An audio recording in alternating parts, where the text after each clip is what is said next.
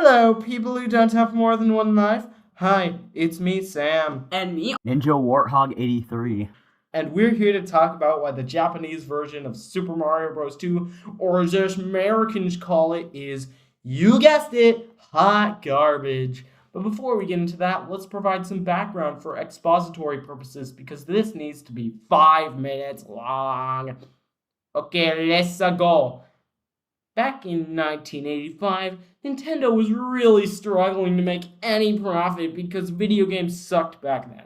So they slapped their most popular character onto the front of their new games cartridges, marketed the game as a toy, and sold 50,000 bajillion copies. In fact, slapping Mario onto miscellaneous games is how Nintendo still makes money today. So, due to this game selling so well, Nintendo just had to make the sequel. It was just too inevitable. First, they would have to update the graphics. And by that I mean make different textures for the ground, background elements, mushrooms, and Peach faces toward the camera at the end this time. And that was literally it. There was a couple new enemies, but the art style was virtually the same. Fortunately, that was the least pressing matter of the game because they also scrapped the 2-player mode entirely. Hooray! That was so worth it! You can either play as Mario or Luigi, but you might as well just play as Mario, as using Luigi is a horrible idea due to his poor traction after jumping. He may jump really high, nobody cared because once he landed, he slid all over the place, and more often than not, boop, into an enemy. The new enemies also suck. The red piranha plants pop out of pipes way too fast, the Hammer Bros chase after you if you don't kill them right away, and there's a blue Bowser, who by the way is Bowser's canonical brother, sometimes before the regular Bowser, meaning that you'll have to do 2 Bowser fights. But hey, at least there's this epic new brown mushroom that kills you. I know there's poison mushrooms in real life, but the last thing you ever want to do it with Super Mario is combine him with real life. Trust me on that. Now for the level design. It's bad. I'm sure we all remember the classic first mushroom where you have to hit the block when the mushroom is moving, and there's a 50-50 chance it won't jump over the block on the right, and you'll spend 60 to 80 trillion millennia trying to get the mushroom out of the block area until, oopsie, you ran out of time. Da, da, da, da, da, da, da. Also, get used to the death animation because you'll be seeing it a lot. The next power-up looks like an innocent little brown mushroom, but we've already established that this mushroom is a phony! A lie! This is a lie! This game is a lie! It isn't real! Life isn't real! Wait, what are we talking about? Oh yeah, Super Mario Bros. The Lost Levels, because it's the worst game I've ever played in my life. The second level, 1-2, is pretty standard, with nothing of note at all besides the fun little mushroom platforms. I love them so much!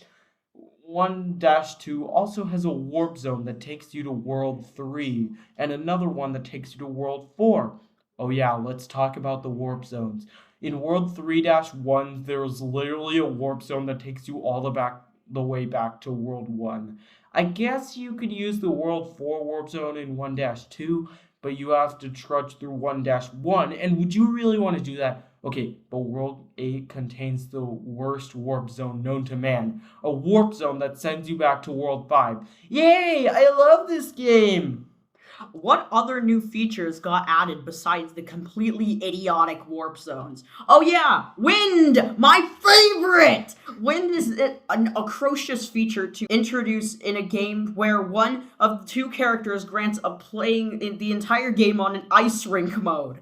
The wind is near impossible to progress through on ground, and it's wind. I think you get the gist of it. Also, you know where the wind usually takes place? The sky. You know what setting you don't want to trudge through this game? The sky. Most of the sky levels have you going across wide as hack gaps where the only way to progress is bouncing on top of paratroopers. If you miss the paratrooper or don't jump on him at exactly the right time, well, get screwed. That's all the game in a nutshell. Other iconic Mario Maker-esque troll the game likes to throw at you is invisible blocks. If there's a ledge that looks out of reach and you spend around 5 business days trying to get across it. Maybe you'll get lucky by jumping around in random spots after 4 years. You finally found the block! Hooray! Oops, it looks like time's up. Oh well, at least you had lots of fun, right?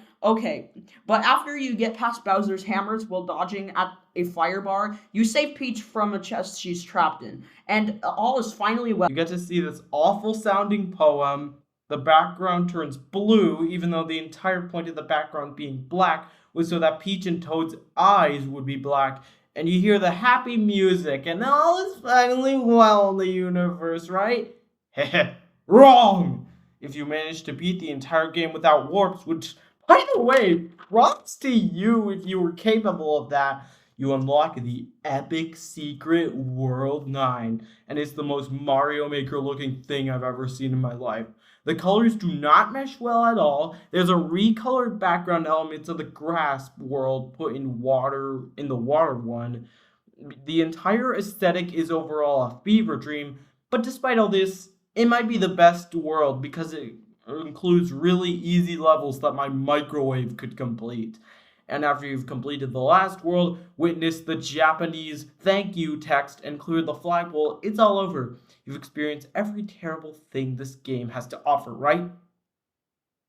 No! You want to see everything this game has? Okay, beat the game 8 times without using warps! Then only then can you unlock the titular lost levels! Cool!